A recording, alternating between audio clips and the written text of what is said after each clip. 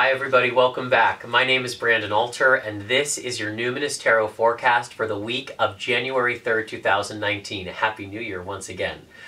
Alright you guys, there is so much astrology going on this week, and I would be doing you a disservice if I didn't at least touch on some of the major transits. So before I get to the card, we're just going to go through it, okay? We've got two planets shifting signs. We've got Venus moving into Sagittarius, we've got Mercury moving into Capricorn. We also have Uranus stationing to go direct, having been retrograde for quite a few months, and we have eclipse season. Welcome to eclipse season. On Saturday, it's a new moon in Capricorn and a solar eclipse. So there are solar eclipses and there are lunar eclipses. And the difference is, if you can visualize, when you have a solar eclipse, it's because the moon is in between the Earth and the sun, and so the sun gets blocked. When you have a lunar eclipse, what you have is the moon, the Earth, and the sun, and the shadow of the Earth blocks it out. So in both cases, the light is being taken away. And what eclipses do is they take things away that you no longer need. So just respect that with these new moons, the new moon happening this Saturday, and then the full moon in Leo happening at the end of the month, those are both eclipses, a solar and then a lunar, and you're going to be seeing things with spellbinding clarity. Because in addition to being relieved of things that no longer serve you, what eclipses do is they allow you to really see what's going on. Because if you imagine the eclipse takes the light away, it's like the lights go out for a second, and then all of a sudden the lights come back on, and you're like, whoa, I actually see things. It's like if you've been away from your house for like a week or two, and then you come back and you're like, why is that painting there? It's like you're seeing things fresh for the first time. So that's new moon Capricorn on Saturday. And with a new moon in Capricorn, it's really about initiating goals, dreams, and aspirations. Capricorn is a builder, and it builds for community. If we think about Capricorn, the high vibe Capricorn, it's building goals, dreams for its community. It's building for the future. So that's what Saturday's new moon allows for you. Taking away the limitations that maybe kept you from initiating those dreams, those big plans that you have for yourself, and starting to make some tangible, real-world moves to making them happen.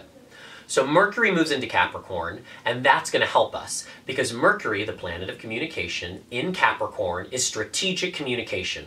All of a sudden, you're going to start to have a lot more strategy available to you in terms of how are you going to actually manifest your dreams in this world.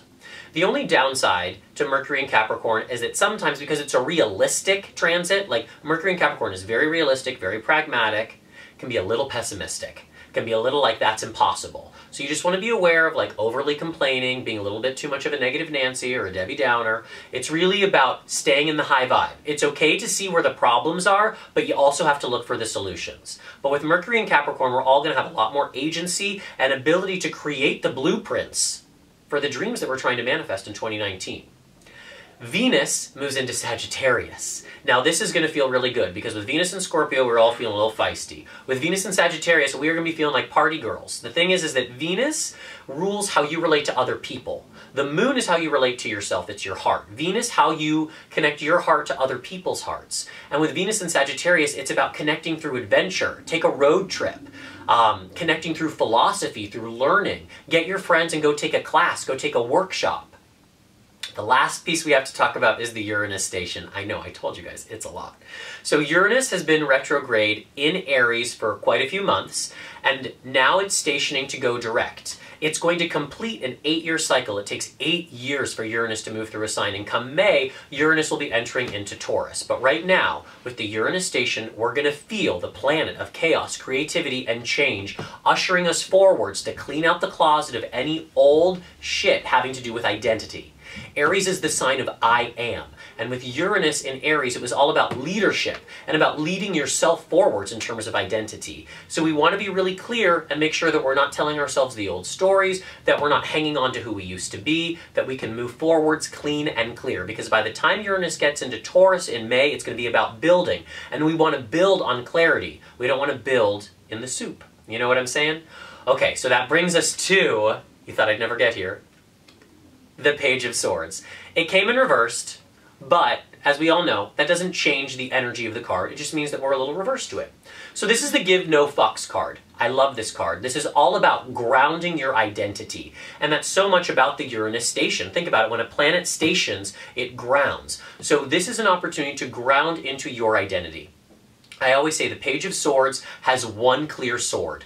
one clear story that she tells herself about her life, and that one story of her life, that sharp sword of identity, is what clears her path forwards. So the invitation this week is to really be clear about who you are. Not who you are to other people, not how other people see you, but if you could see yourself through the eyes of spirit, you would be looking at the Page of Swords. So when I say give no fucks, it's about honoring yourself to the fullest hilt that you can. Who are you really? And what is the work that you came here to do? This week is not about people pleasing. It's not about modulating.